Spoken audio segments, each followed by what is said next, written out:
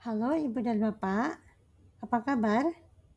Dalam video kali ini kita akan mempelajari fitur-fitur yang ada di dalam Edpuzzle. Maka kita ketik di sini edpuzzle.com ya, edpuzzle.com. Karena Ibu dan Bapak sudah membuat akun ya, tentu yang akan muncul nanti di dalam layar Ibu dan Bapak adalah menu pencarian. Nah, ini adalah menu pencarian ya. Tapi kita akan mempelajari apa saja fitur-fitur yang ada di Edpuzzle ini ya. Kita mulai dari tambah ya, sebelah kiri ya. Di sebelah kiri ini ada menu-menunya. Kita mulai dengan tambah baru. Tambah baru ini kita gunakan ketika kita sudah yakin akan melakukan apa dalam Edpuzzle. Nah, misalnya di sini kita bisa membuat kelas dan mengimport kelas. Nah, berikutnya adalah kita bisa membuat video interaktif yang berupa video, bisa juga berupa kuis atau slide, atau kita juga bisa memberikan proyek kepada murid dengan memberi mereka tugas membuat video mereka sendiri. Berikutnya ya, ini berikutnya kita masuk ke menu pencarian ya, menu yang paling utama ya di halaman utama ini. Nah, kita bisa melakukan pencarian karena betapa banyak ya video yang terdapat di dalam Edpuzzle ini ya, sumbangan dari guru-guru kita bisa ambil gitu. Nah, untuk mempermudah pencarian, maka kita bisa memfilter ya pencarian kita agar lebih mudah.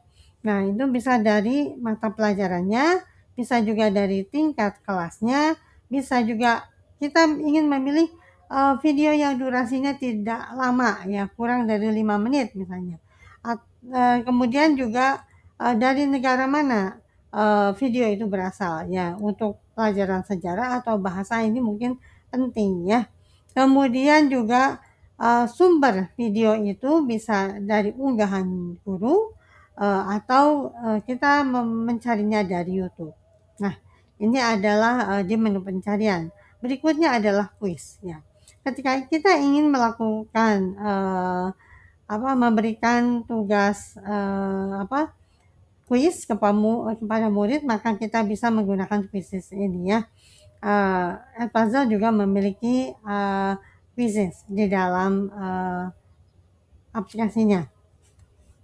Nah, kita tinggal mencari atau kita juga bisa membuatnya sendiri ya. Kemudian berikutnya adalah konten saya.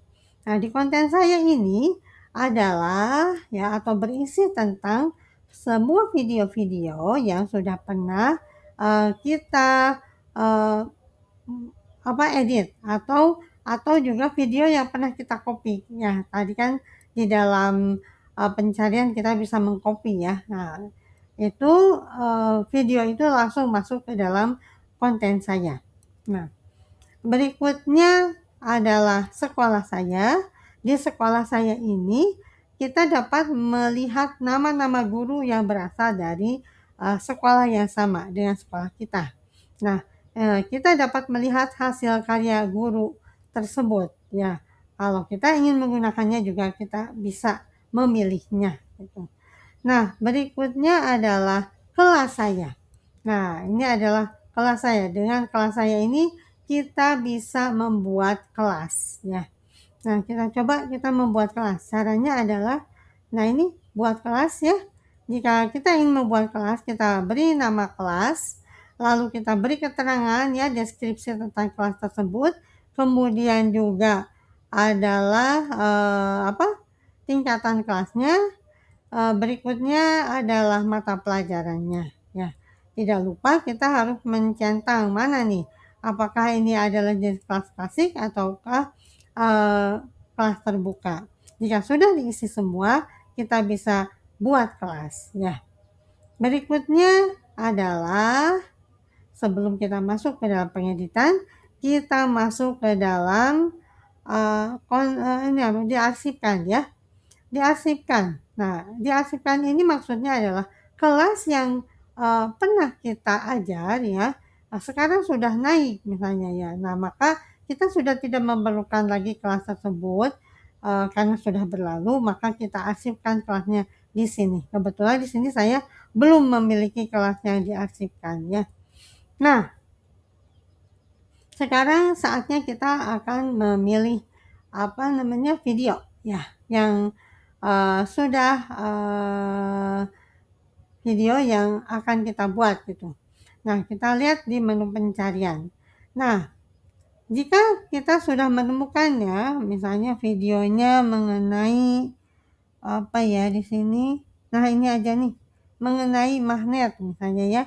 Tinggal kita klik di sini centangnya ya.